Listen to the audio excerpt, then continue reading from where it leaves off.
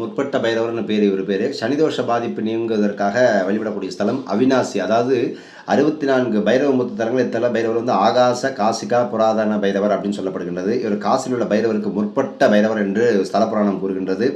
இது பிரகாரத்தில் இருக்கக்கூடிய சிறப்பு. சிவனுக்கும் அம்மனுக்கும் அடுத்தபடியான சக்தி பெற்றவர் அப்படிங்கிறது சிறப்பு. இவருக்கு வடைமாலை சாற்றி வழிபடுவது விசேஷம். எதிரி பயம் வழக்கு விவகாரம்லாம் நீங்குவதற்கும் அமாவாசை பௌர்ணமி அஷ்டமி திதிகளில் இவருக்கு வடைமாலை சாற்றி வழிபடலாம்.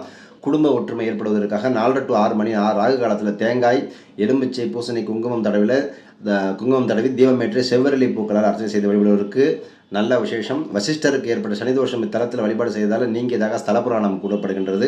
சனி பகவானை வந்து தனிச்சனியில் பிரதிஷ்டை செய்திருக்கிறார். இங்குள்ள சனீஸ்வரர் வந்து அனுகிரக மூர்த்தியாக இருக்கிறார்.